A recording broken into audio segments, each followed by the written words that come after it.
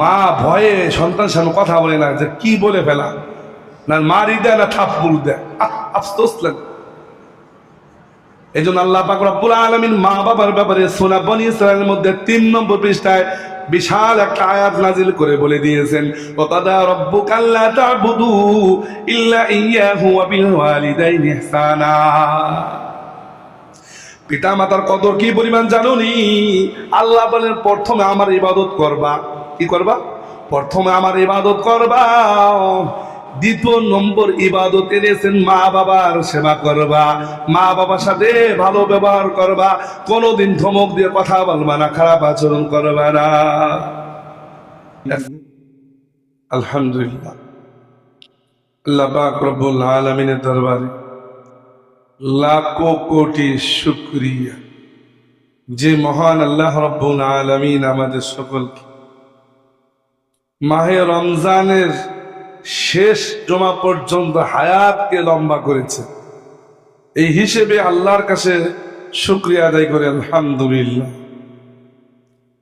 আজকে মাহে রমজানের শেষ জমা, কি বলেন? এমনও হতে পারে জীবনে আর জমা, মাহে রমজানের জমা নাও পেতে পারে, এটাই জীবনের সর্বশেষ জমা হতে পারে। কারো কারোর জন্য তার জীবনের সর্বশেষ জমা এটাই, এরপরে সে মারা যাবে। এমন আছে কিনা, কি বলে? এই পৃথিবীর এমন লোক আছে কিনা? আছে।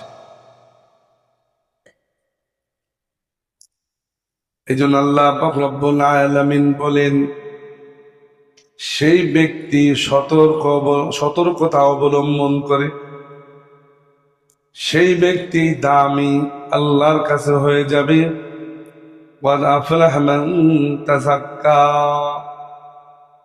সেই ব্যক্তি সফল হবে যে নিজের জীবনটাকে শুধরে নেয়। জীবনে ভুল থাকলে ভুলগুলোকে আবার শুধরে নিয়ে আমলের মধ্যে সে ঢুকে যায়।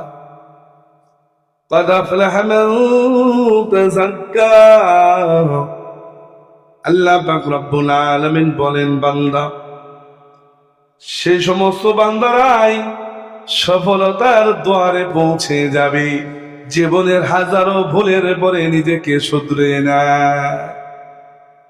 ভুল তো মানুষের হবে, কি বলেন? মানুষ হাজারো গুনাহ করবে, গুনাহ করতে করতে অন্তরকে জ্বালাইয়া ফেলবে। শুধু চতুর্দিকে তাকাই আর শুধু খালি গুনাই দেখে গুনাহ। জীবনে শুধু গুনায় আছে। এই কথা স্মরণ করে গুনার দিকেই পড়ে থাকে না, ওই স্থান থেকে উঠেই আল্লাহর দিকে ফিরে আসে। আল্লাহ বলেন, বান্দা, তোমার জীবনের সমস্ত গুনাহ খাতাগুলোকে আমি আজকে ক্ষমা করে দিলাম। আল্লাহ পারে কিনা বলেন? বান্দার আগে আগাইতে হবে, কি বলেন? ঠিক না? বান্দার জান্নাতের প্রয়োজন, আল্লাহর জান্নাতের প্রয়োজন নেই। আল্লাহ হলেন মালিক, জান্নাত বানিয়েছেন আল্লাহ পাক রব্বুল আলামিন বান্দাদেরকে দেওয়ার জন্য, তিনি ভোগ করার জন্য নয়। এই জন্য সম্পর্ক করতে হলে আগের বান্দার করতে হবে, আল্লাহর না। এক শ্রেণী মানুষ মনে করে নামাজ রোজা পড়লে কি হবে, নামাজ রোজার প্রয়োজন নেই, আমি কেন নামাজ পড়বো? নামাজ তো উল্টে আল্লাহ পড়বে, আল্লাহর বিধান আল্লাহ আদায় করুক। যেমন মুসা আলাইহিস সালাতু ওয়াস সালামের কওমরা বলেছিল যে আমরা এখানে বসে রইলাম, তুমি তোমার খোদা গিয়ে দুইজনে যুদ্ধ করো। বলেছিল কিনা বলি? এখানে আমরা বসলাম, যুদ্ধ করার যদি প্রয়োজন হয় তাহলে তুমি করো, তোমার রব আছে, দুইজন মিলে করো, আমাদের প্রয়োজন নেই। এই শ্রেণী মানুষ পূর্বে ছিল, এখনো আছে, কি বলেন? আছে কিনা? ইবাদতের দরকার নাই, আমি এই অমুকের চেয়ে ভালো আছি। আল্লাহ আম ভাবে বলেছেন, ওলা ফালাহা মান তাযাক্কা। এখানে বলে না অমুক ভালো তমুক ভালো অমুক খারাপ, এই কথা বলে নাই। আম ব্যাপকভাবে বলেছেন কদ আফলাহা মান তাযাক্কা, সেই সফলতার দুয়ারে পৌঁছে যাবে যে নিজের জীবনটাকে শুধরে নেয়, নিজের জীবনটাকে পবিত্র করে, মাথা থেকে পা পর্যন্ত জীবনটাকে পরিবর্তন করে। দিলে গুনাহ থাকলে গুনাহগুলোকে আল্লাহর কাছ থেকে মাফ করাইয়া নেয়, গুনাহকে মাফ করাইয়া ওই স্থানে নেক দ্বারা ভরপুর করে নেয়।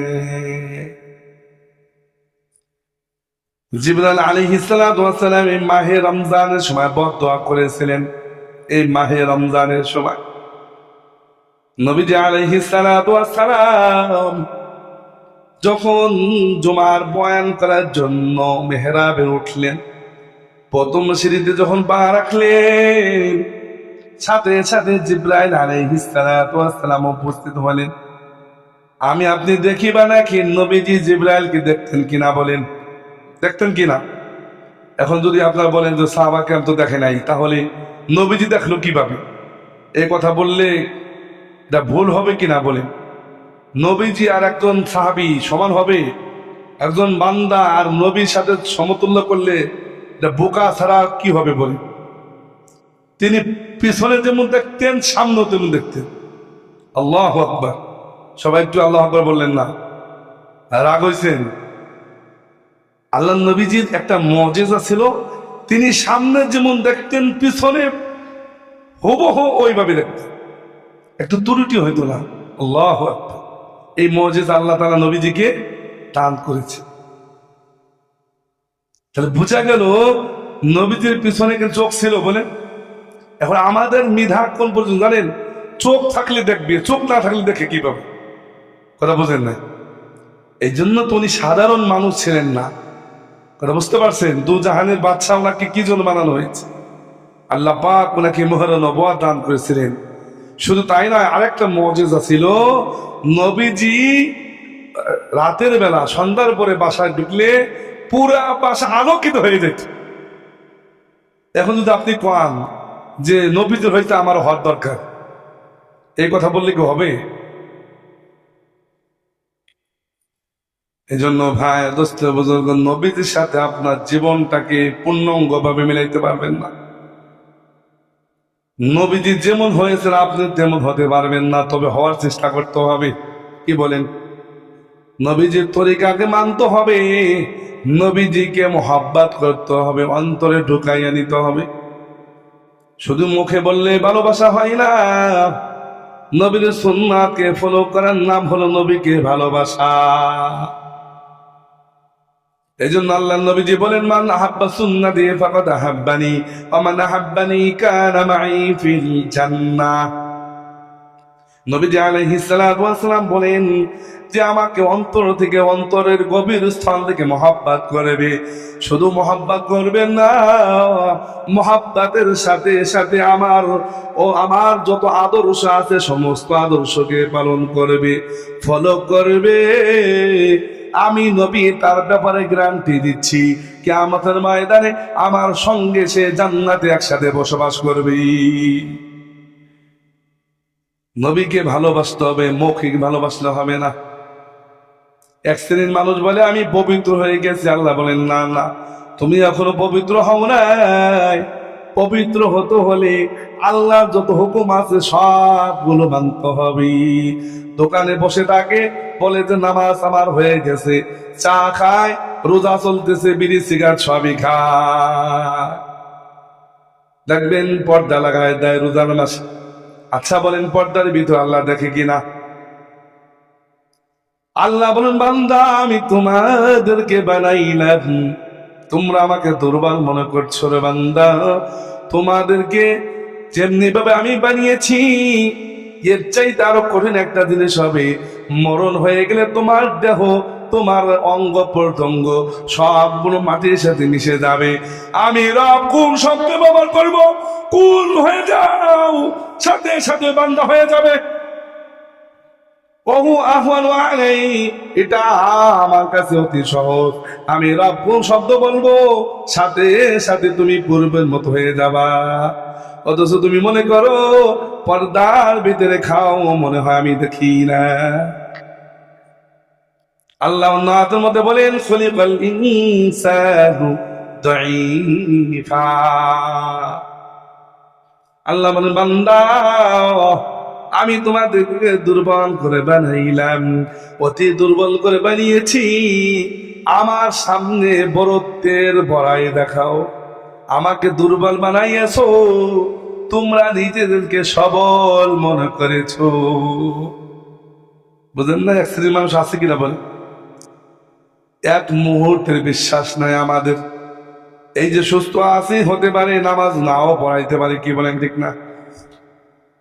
আমরা আমাদের বাংলাদেশে একজন বড় খেলোয়াড় তামিম ইকবাল, আপনারা চিনেন মনে, যারা যুব সমাজ তারা চিনেন। বাংলাদেশের ক্রিকেট জগতের সবচেয়ে বড় খেলোয়াড় হলো তামিম ইকবাল।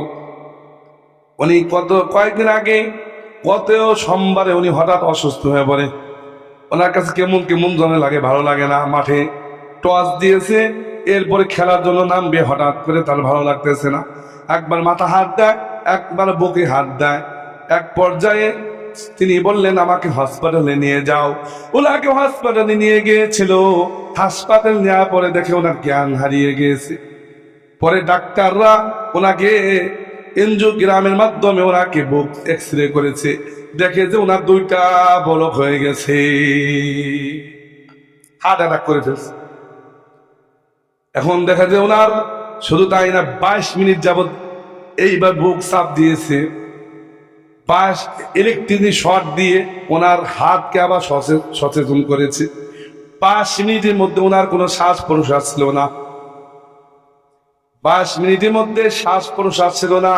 ওর থেকে আল্লাহ পাক রব্বুল আলামিন ওনাকে শ্বাস নেওয়ার এবং গ্রহণ করা তৌফিক দিয়েছেন। ডাক্তাররা বলেছেন যে এই সমস্ত রোগীরা আজ পর্যন্ত আমরা কোনোদিন তাদেরকে বাঁচাইতে পারিনি। 5 মিনিট কে থাকতে পারবেন শ্বাস প্রশ্বাস ছাড়া? 5 মিনিটের মধ্যে ওনার কোনো শ্বাস প্রশ্বাস আসে নাই। 5 মিনিট যাবৎ ওনাকে ইলেকট্রিক শর্ট দিয়েছে। দেখবেন এইভাবে বুক শর্ট দেন, আপনারা দেখেন। 5 মিনিট পরে ওনার রক্ত চলাচল শুরু হয়েছে। 5 মিনিটের পরে সাথে সাথে ডাক্তাররা সিদ্ধান্ত নিয়েছে ওনার হার্টের রিং বসাইতে হবে। সাথে সাথে 1.5 ঘন্টার মধ্যে ওনার হার্টের রিং বসাই দিয়েছে। দেখেন একজন সুস্থ সবল ব্যক্তি মাঠে অসুস্থ হয়ে মরণের দিকে চলে গিয়েছে। উনি সুস্থ হওয়ার পরে বলেন আমি আল্লাহ পাককে সবচেয়ে বড় ধন্যবাদ জানাই। এরপরে বলেছে 1000 কোটি মানুষের দোয়া থাকার কারণে আমি মৃত্যুর দোয়ার থেকে ফিরে এসেছি। আমি যতদিন বেঁচে থাকবো আল্লাহর একটা হুকুমও কোনোদিন অমান্য করব না। উনি ফেসবুকে লিখে দিয়েছে। বাংলাদেশ সবচেয়ে বড় খেলোয়াড় তামিম ইকবাল হঠাৎ হাত বলক হয়ে গেছে। তাহলে আমার আপনার হাত বলক হতে পারে কিনা বলেন? আপনি মনে করেন না আমি সুস্থ আছি, মনে হয় কেউ কিছু করতে পারবে না। আল্লাহর হুকুম যখন হবে ভাই, সুস্থ থাকলেও আপনার মরণ হয়ে যাবে, কি বলেন ঠিক না? অনেক সময় দেখা যায় মানুষ সুস্থ আছে, চার দোকানে বসে আছে, হঠাৎ করে এই দিকে ডান দিকে পলক ফিরাইছে, বাম দিকে পলক আনতে আনতে মারা যায়, কি বলেন ঠিক না? গত 15 রোজার মধ্যে খুলনার এক খাবে সাপ 3 রাকাত তারাবি নামাজ পড়িয়েছে 15 নম্বর পারার দিন। যখন 4 রাকাত দিনের সময় দাঁড়িয়েছে, ইন্না রাব্বাকা ইয়াবসুতু রিজকা লিমান ইয়াশাউ ওয়া ইয়াকদির ইন্নাহু বিইবাদিহি খাবীরাম বাসীরা, এই পৃষ্ঠা যখন শুরু করেছে 2 লাইন পড়ার পরে ঠাস হয়ে পড়ে মারা গিয়েছি। এটা আমার কথা না, আমরা সরাসরি আমার এক বন্ধুর বন্ধু সে বলে দিয়েছে মারা গেছে। এজন্য উনি তো সুস্থ হয়েছিল, 3 রাকাত তারাবি পড়েছে, 4 রাকাত তারাবি পড়াইতে পারে নাই। এজন্য ভাই আমি এখানে এসেছি, হতে পারে মসজিদ থেকে নাও বের হতে পারি। এজন্য জিবরাইল আলাইহিস সালাম মাহে রমজানের সময় নবীজিকে বললেন, ইয়া রাসূলুল্লাহ, যারা মাহের প্রথমে সালাম দিলেন, ইয়া আসসালামু আলাইকুম ইয়া রাসূলুল্লাহ, নবীজির কানে কি কি যেন গুনগুন করে বলেছে। নবী প্রথম সিঁড়িতে যখন পা রাখলেন বললেন আমিন। দ্বিতীয় সিঁড়িতে যখন পা রাখলেন তখনও বললেন আমিন। তৃতীয় সিঁড়িতে যখন পা রাখলেন তখনও বললেন আমিন। নামাজ শেষে সাহাবায়ে কেরাম জিজ্ঞাসা করলেন, ইয়া রাসূলুল্লাহ, প্রথম সিঁড়িতে যখন আপনি পা রাখলেন আমিন বললেন, এর কারণ কি? শুধু আপনার আমিন শুনেছি, এছাড়া আপনার থেকে আর কোনো কথা শুনি নেই। আমিন বললেন, এর কারণ আমাদেরকে জানাইয়া দিতে হবে। নবীজি সাথে সাথে বললেন, হে আমার সাহাবাগণ, তোমরা শুনে রাখো, যারা মাহে রমজান বে নিজেদের গুনাহকে মাফ করাইতে পারলো না, 30টা রোজা রাখলো না, দোকানে গিয়ে আড়ালে আড়ালে কি যেন খায়, বাজারে গিয়ে কলা খায়, বাজারে গিয়ে পরোটা দিয়ে ডিম দিয়ে খায়, কি কি যেন খায়, মাহে রমজানে 30টা রোজা রাখতে পারে নাই। নবীজি বলেন, যেহেতু সে রোজা রাখে নাই, আল্লাহ থেকে সওয়াব কামাই করতে পারে নাই, আমলের মধ্যে শুধু গুনাহ, ওই ব্যক্তির জন্য ধ্বংস হয়ে যাক। আমি সাথে সাথে জিবরাইলের কথার উত্তর আমি বললাম, আমারও একই মত, ওই ব্যক্তির জন্য ধ্বংস হয়ে যাক। নবীজি বদদোয়া কবুল হবে কিনা বলেন? জিবরাইল যদি বদদোয়া করে কবুল হয়ে যায়, নবীজি বদদোয়া করলে কবুল হবে কিনা বলেন উম্মতের জন্য? নবীজি বদদোয়া করেছেন। দ্বিতীয় সিঁড়িতে যখন পা রাখলেন নবীজি বললেন আমিন। সাহাবায়ে কেরাম বললেন, ইয়া রাসূলুল্লাহ, দ্বিতীয় সিঁড়ি দিয়ে পা রাখে আপনি আমিন বললেন, এর কারণ কি? নবীজি আলাইহিস সালাতু ওয়াস সালাম বললেন, দ্বিতীয় সিঁড়ি দিয়ে পা রাখে আমিন বলেছে, কারণ কি জানোনি? যারা জীবিত অবস্থায় তাদের আব্বা আম্মাকে পাইলো, অথবা একজনকে পাইলো, দুইজন অথবা একজনকে পাইলো, বাবা মা থেকে জীবনেও জান্নাত কামাই করতে পারলো না, তাদের সেবা শুশ্রূষা করতে পারলো না, সেবা যত্ন করে কিছু করে নাই, তাদের ওষুধে প্রয়োজন ছিল, কোনোদিন ওষুধ এনে দেয় নাই, যদি কিছু খাইতে চেয়েছে কোনোদিন ভালো কিছু আনে নাই, ধমক দিয়ে কথা বলেছে, আমি নবীজি বললাম ওই ব্যক্তিও যেন ধ্বংস হয়ে যাক। যেহেতু জিবরাইল বলেছে ধ্বংস, আমিও সাথে সাথে আমিন বললাম, তার কথার সাথে সাথে আমিও মিলিয়ে বললাম, যেহেতু মা বাবার সেবা শুশ্রূষা করে নিজের জীবনটাকে পরিবর্তন করতে পারলো না, আমলের জজবা তৈরি করতে পারলো না, সেও ধ্বংস হয়ে যাক, এটাই আমার অভিমত। দেখবেন এক শ্রেণীর মানুষ আছে, মা বাবা দেখলে রাগ হয়ে যায়, ছেলে কামাই করা শিখলে মা বাবার কদর থাকে না, মা বাবাকে ধমক দিয়ে কথা বলে। এই কুয়া খোলার ভিতরেও আছে, ফরিদপুরে আছে, শরীদপুরের ভিতরেও আছে, কি বলেন ঠিক না?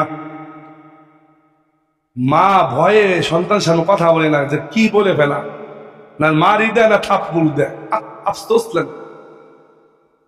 এই জন্য আল্লাহ পাক রব্বুল আলামিন মা বাবার ব্যাপারে সূরা বনী ইসরাঈলের মধ্যে 3 নম্বর পৃষ্ঠায় বিশাল একটা আয়াত নাজিল করে বলে দিয়েছেন, ওয়াকাদা রাব্বুকা আল্লা তা'বুদু ইল্লা ইয়্যাহু ওয়া বিল ওয়ালিদাইনি ইহসানা।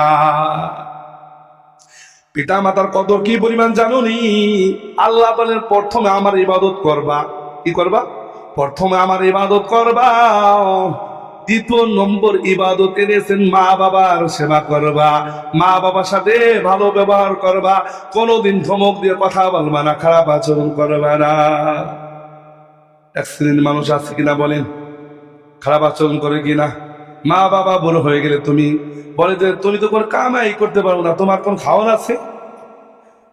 এক শ্রেণীর ছেলেরা বলে, আছে কিনা সমাজে বলে, وَقَضَى رَبُّكَ أَلَّا تَعْبُدُوا إِلَّا إِيَّاهُ وَبِالْوَالِدَيْنِ إِحْسَانًا।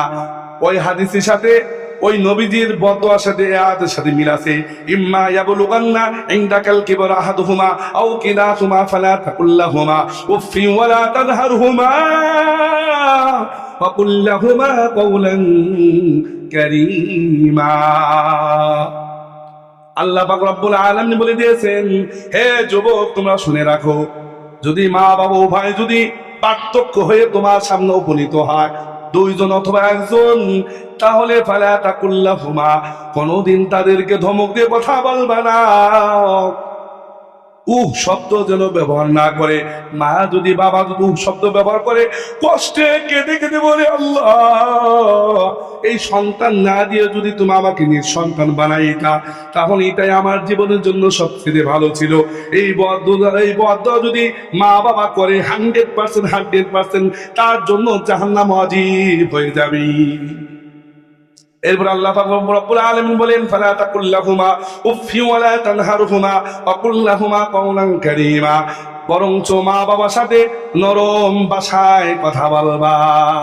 তুমি আজকে কোটিপতি হয়েছো, তুমি রাজকীয় ভাবে চলো, তুমি ধনীর মেয়ে বিবাহ করেছো, তুমি কোটিপতি হয়েছো, আজকে মা বাবাকে তুমি মূল্যায়ন করো না। এক শ্রেণীর মানুষ আছে কিনা বলে, দেখবেন কোটিপতি হইলে মাকে মূল্যায়ন করে না, বউ মূল্যায়ন করে না, আবার সন্তান রে বউ যা বলে তাই শোনে। এক শ্রেণীর মানুষ আছে কিনা? এক শ্রেণীর মানুষ না, 190 শ্রেণীর মানুষ এই পক্ষে আছে। বউ যা বলে তাই শোনে, বউর কথায় মা বাবাকে মারপিট করে, এমন আছে কিনা সমাজে বলেন? আফসোস লাগে। এই সন্তানের জন্য জাহান্নাম ওয়াজিব হয়ে যাবে। একটা হাদিসের মধ্যে আসছে, নবীজি বলেন যে আমি সফর করতেছিলাম। কি করতেছিলাম? সবাই খেয়াল করেন, সফর করতেছিলাম, হঠাৎ করে আমার ঘোড়া লাফাতে শুরু করলো, জোরে জোরে লাফাইতে লাগলো। তখন আমি ঘোড়া থামাইলাম। থামানোর পরে আমি দেখলাম পাশে 2টা কবর। কটা কবর? সবাই বলে কটা কবর? কানাউট কথা না, এটা হাদিসের মধ্যে এসেছে। হাদিস ছাড়া কোনো কথা বলি না, কোরআন হাদিসের বাহিরে। নবীজি সাহাবাকে বললেন, তল্লাশি করো, ঢোল বাজাও, এই এলাকাবাসীকে জমা করো, এই কবর 2টা কার? পরে কোন লোক পায় না। নবীজি দেখতে পারলেন যে কবরে এক যুবকের শাস্তি হইতেছে। কিভাবে শাস্তি হইতেছে শুনবেন? মাথা থেকে চামড়া ছুলে পা দিকে নিচ্ছে, আবার ভালো হয়ে যেতেছে, ছটফট করতেছে, আবার পা থেকে চামড়া ছুলে মাথার দিকে নিতেছে। এইভাবে সারাক্ষণ তার শাস্তি হইতেছে। কেউ আসে না, এলাকার সবাইকে ডাকা হয়েছে। পরে দেখা যায় এক বুড়িমা, এর বয়স্ক একটা মহিলা, সে লাঠি ভর দিয়ে আস্তে আস্তে ধীরে ধীরে উনি উপস্থিত হয়েছেন। উনি বলতেছেন যে হুজুর এই কি বলেন, আমি তো কিছু বুঝতেছি না, কানে কম শুনি, তাই কবরে যে শুয়ে আছে আমার সন্তান। তখন নবীজি বললেন, তোমার সন্তানের তো খুব ভয়াবহ অবস্থা, কবরের মধ্যে শাস্তি হইতেছে। তুমি তোমার সন্তানের শাস্তি হইতেছে, কারণটা কি? এই কারণটা আমাকে জানাইতে পারবা? তখন সাথে সাথে ওই বৃদ্ধ মহিলা বলতেছে, হুজুর ওর কথা আমার সামনে বললেন না, ওর কথা আমার সামনে বললেন না। ওর দ্বারা আমি যে কি কষ্ট পেয়েছি জানেন? ওর বউর কথা মতো আমাকে মারপিট করতো, আমার সাথে দুর্ব্যবহার করতো, আমাকে ঠিক মতো খাওয়ান দিত না, আমার জন্য কোনো ওষুধের ব্যবস্থা করতো না, আমার সাথে কোনোদিন ভালো ব্যবহার করে নাই। আমি ওর জন্য বরদোয়া করেছি, আল্লাহ ওকে আমার সামনে, ওকে অতি দ্রুত মৃত্যু দিয়ে দাও। কিছুদিন ধরে মারা গেছে। তখন নবীজি বললেন, ঠিক আছে, যে পরিমাণ শাস্তি হচ্ছে এটা আপনি দেখলেই 100% আপনার মাফ করতে হবে। তো আল্লাহর কাছে দোয়া করলেন, হে আল্লাহ এই বৃদ্ধা মহিলার তুমি অন্তর্চক্ষু খুলে দাও, সেজন স্বচক্ষে আদাব দেখতে পায়। তখন দেখতেছে সন্তান চিৎকার করতেছে, হাউমাউ করে কাঁদতেছে। এটা দেখে সাথে সাথে ওই বুড়িমা বলতেছে, হুজুর আপনি আল্লাহর কাছে দোয়া করুন, ও যত কষ্ট দিছে আমি আর ব্যথা নাই, আমার সন্তানের যে পরিমাণ শাস্তি হচ্ছে এটা আমি মেনে নিতে পারবো না, আপনি দোয়া করুন আল্লাহ যেন ওকে ক্ষমা করে দেন। মা তো মাই, বুঝেন নাই? হাজারো কষ্টের পরে মা কি করে দেয়? সন্তানকে ক্ষমা করে দেয়। এরপরে নবীজি দোয়া করলেন, আল্লাহ পাক কবর আযাবকে মাফ করে দিন। এই জন্য আল্লাহ কুল্লাহুমা কওলান কারীমা, মা বাবার সাথে নরম ভাষায় কথা বলতে হবে। আজকে থেকে এটা শিক্ষা, এটা আমার শিক্ষা না, কোরআনই শিক্ষা, আল্লাহ শিক্ষা দিয়েছে। ভাই একদিন আপনিও মা বাবা হবেন, দেখবেন সন্তান আপনার সাথে খারাপ আচরণ করবে। এই জন্য আল্লাহ পাক বলেন, ওয়াখফিদ লাহুমা জানাহাদ যুল্লি মিনার রাহমাতি ওয়া কুর রাব্বিরহামহুমা কামা রাব্বায়ানি সাগীরা। আল্লাহ পাক রব্বুল আলামিন বলেন, ওয়াখফিদ লাহুমা জানাহাদ যুল্লি মিনার রাহমাতি, মা বাবার সামনে তোমার উভয় যে ডানা আছে বিনয়ের ডানা ঝুঁকাইয়া দাও।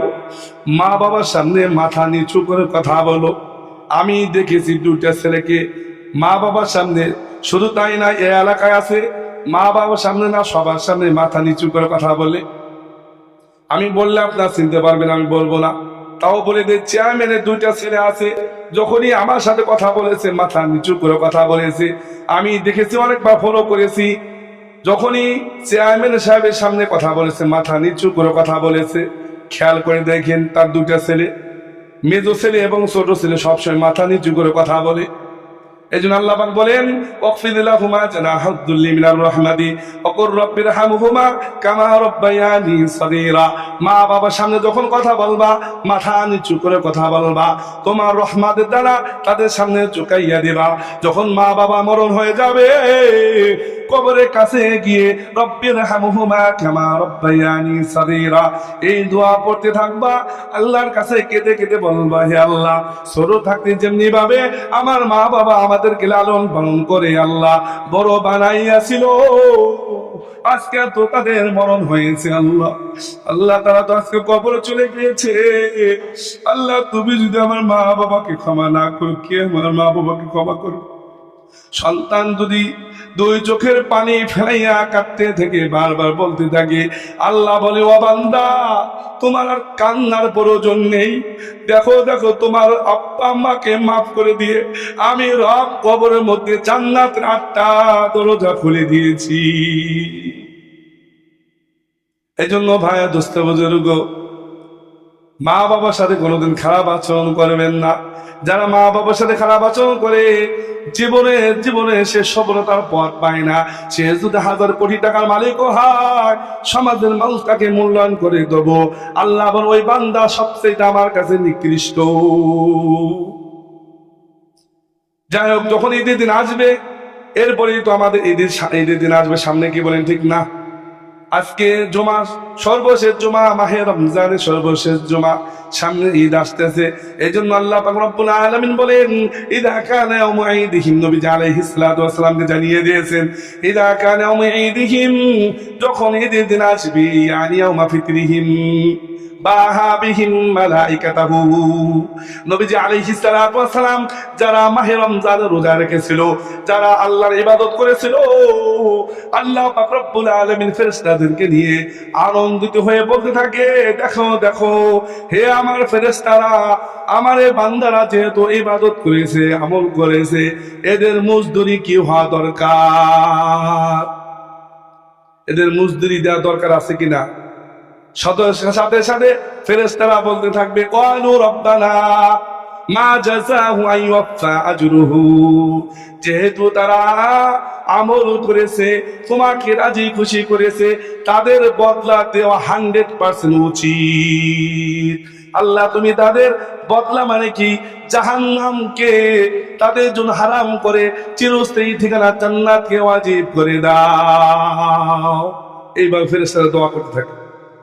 এরপরে আল্লাহ পাক বলেন ক্বালা মালাইকাতি আবিদি ওয়া ইমাই ক্বাদাউ আলাইহিম, এরপরে আল্লাহ পাক রব্বুল আলামিন বলেন হে আমার ফেরেশতারা, তোমরা শুনে রাখো, আমার যে সমস্ত বান্দারা আমার যত ফরজ ইবাদত ছিল সবগুলো পূর্ণভাবে আদায় করেছে, এরপরে সে ঈদগাহের ময়দানে দোয়ার জন্য সে তাকবীর বলতে বলতে গিয়েছে, সুম্মা রাজাউ ইয়াউজুনা ইলা দুআই, এরপরে সে তাকবীর বলতে বলতে ঈদগাহে ময়দানে আল্লাহ আমার কাছে দোয়া চাওয়ার জন্য গিয়েছে।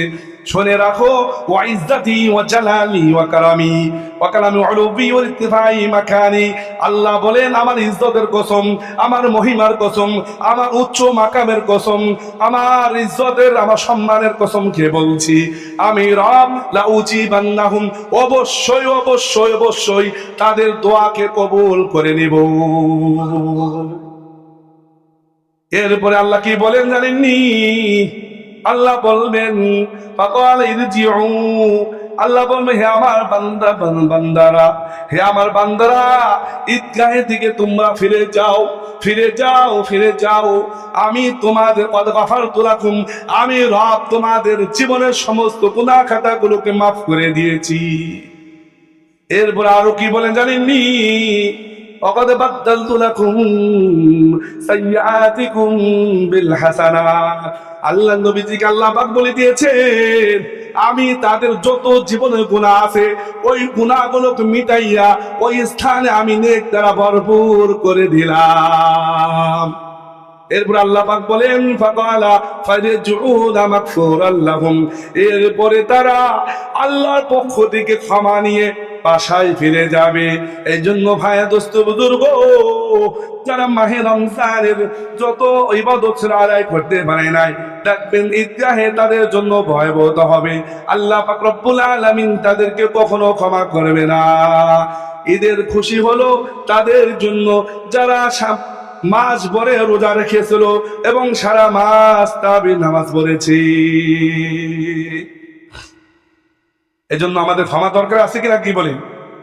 আর একটা বিষয় হলো সদকাতুল ফিতর। সদকাতুল ফিতর কেন দিতে হয়? হাদিসের মধ্যে আসছে, আল্লাহ নবীজি সাল্লাল্লাহু আলাইহি ওয়াসাল্লাম বলেন সাদাকাতুল ফিতরতি, আল্লাহ নবীজি সাল্লাল্লাহু আলাইহি ওয়াসাল্লাম বলেন সদকাতুল ফিতর কেন ওয়াজিব করেছে জানোনি? তুহরাতান লিসিয়ামি মিনাল লাগবি ওয়ার রাফাতি। আল্লাহ নবী সাল্লাল্লাহু আলাইহি ওয়াসাল্লাম বলেন সদকাতুল ফিতর আমি কেন ওয়াজিব করেছি জানোনি? রোজাদারদের অনেক সময় মুখে অশ্লীল কথা বলে, বিভিন্ন ধরনের কথা বলে, এই কথা থেকে পবিত্র করার জন্য আমি নবী আমি বলে দিচ্ছি আল্লাহ পাক রব্বুল আলামিন তোমাদের উপর সদকাতুল ফিতর ওয়াজিব করেছেন। আর একটা কারণে সদকাতুল ফিতর ওয়াজিব হয়েছে, হাদিস দ্বারা বোঝা যায় অত মাতাল লিল মাসাকিন, মিসকিনদের খাবারের ব্যবস্থা রয়েছে এই সদকাতুল ফিতরের মধ্যে। এই জন্য সদকাতুল ফিতর আদায় করতে হবে।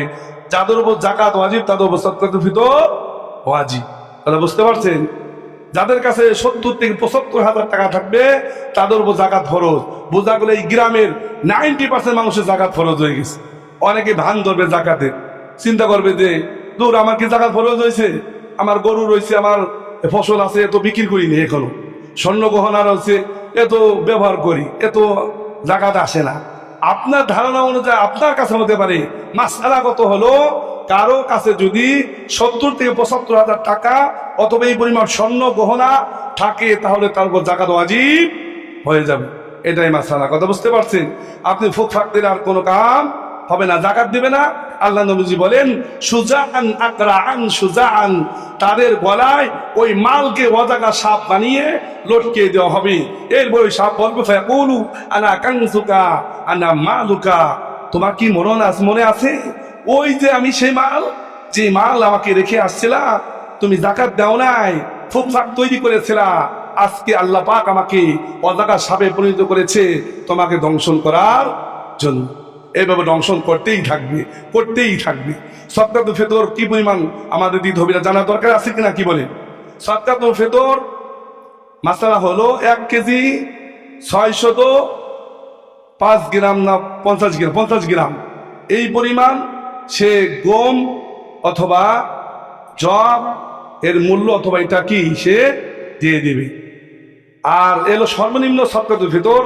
সদকাতুল ফিতর সর্বোচ্চ হলো 3 কেজি 500 গ্রাম কিশমিশ অথবা পনির, এর দ্বারা কি করবে সে সদকাতুল ফিতর আদায় করবে। সর্বশেষ কথা হলো আমাদের যে নিয়ম, আমাদের ইসলামিক ফাউন্ডেশন থেকে বলা হয়েছে যে সদকাতুল ফিতর সর্বনিম্ন হলো 110 টাকা। কয় টাকা? টাকা হিসেবে 110 টাকা। সবাই বলেন কয় টাকা? 110 টাকা। আর সর্বনিম্ন হলো 2850 টাকা। কত? 2850 টাকা সর্বোচ্চ। সর্বনিম্ন হলো 110 টাকা, সর্বোচ্চ হলো 2850 টাকা। কারণ আপনি ভালো কিশমিশ দেওয়া গেলে দেখবেন 1 কেজি কিশমিশ দাম আছে 1200-1200 টাকা। কি বলে? তাহলে আপনার 3 কেজি কিশমিশ দাম কত আসে? এই মিডিয়াম ভাবে আপনার 2850 টাকা চলে আসে। 3 কেজি পনির, এই পনির দাম অনেক, যেটা আরব দেশে মানুষের খায়, বাংলাদেশে অধিকাংশ মানুষ মানে বেশিরভাগ খায় না পনির। বাংলাদেশের মানুষ দেখছে চোখি, এই জন্য পনির দিয়ে এই সদকাতুল ফিতর অত্যন্ত কি হয়ে যাবে? কঠিন হয়ে যাবে। এই জন্য যাদের সামর্থ্য থাকবে তারা বেশি দিবেন, যাদের সামর্থ্য কম আছে তারা এই 110 টাকা দিয়ে সদকাতুল ফিতর আদায় করবেন। সদকাতুল ফিতর কাদেরকে দিতে হবে? আপনার নাবালিগ সন্তান, আপনার পরিবার থেকে আপনি আদায় করে দেন, তাও আদায় হয়ে যাবে। তবে যারা নিসাব পরিমাণ মালের মালিক হয়ে যাবে। যেমন আপনার সন্তান নিসাব পরিমাণ মালের মালিক হয়ে গেছে, বালিক সন্তান, তাহলে সে নিজের পক্ষ থেকে আদায় করবে। আর যদি বাবা চায় আমারই সন্তান, যা তোর পক্ষ থেকে আমি আদায় করে দিলাম, তবু আদায় হয়ে যাবে। সদকাতুল ফিতর একজন ব্যক্তিকে মানে একাধিক পরিমাণ সদকাতুল ফিতর দিতে পারবে। যেমন আপনার পরিবারে 10টা সদকাতুল ফিতর ওয়াজিব হয়েছে, খেয়াল করেন সবাই, 10টা সদকাতুল ফিতর ওয়াজিব হয়েছে, আপনি একজন ব্যক্তিকে দিতে পারবেন। আবার এই 10টা ফিতর ওয়াজিব হয়েছে, এটা আবার একাধিক ব্যক্তিকেও দিতে পারবেন। কথা ক্লিয়ার? কথা বুঝতে পারছেন? আর এমন করবেন না যে একজন ব্যক্তিকে দিতে দিতে এমন পরিমাণ সে মালের মালিক হয়ে গেছে, নিজের উপর সদকাতুল ফিতর ওয়াজিব এবং যাকাত ওয়াজিব হয়ে গেছে, তাহলে এটার উপর দেওয়া কি হবে না? জায়েজ হবে না। কারণ এই পরিমাণ দিতে হবে যে মোটামুটি সে 2-4 দিন কি 5 দিন 1 সপ্তাহ চলতে পারে। এখন আপনি এমন পরিমাণ টাকা দিলেন যে 70-80 হাজার টাকা তার হয়ে গেছে, তাহলে তার উপর যাকাত ফরজ। কি বলে? তারপর কি হয়ে যাবে? যাকাত ফরজ হয়ে যাবে। তাহলে অসংখ্য লোক সদকাতুল ফিতর খাওয়ার মতো আছে, তাদেরকে আপনি দিলেন না, এক ব্যক্তিকে আপনি সব দিয়ে দিলেন, তাহলে এটা ইসলামের দৃষ্টিতে কি হবে না? জায়েজ হবে না। আল্লাহ পাক রব্বুল আলামিন আমাদের সকলকে সদকাতুল ফিতর যাকাত আদায় করার তৌফিক দান করেন। আর একটা বিষয় হলো, আজকে আমাদের সর্বশেষ জুমা, আজকে আমাদের সিদ্ধান্ত নিতে হবে ঈদুল ফিতরের জামাত কয়টায় হবে। আপনারা সকলে বলেন, ঈদুল ফিতর জামাত কয়টায় হবে?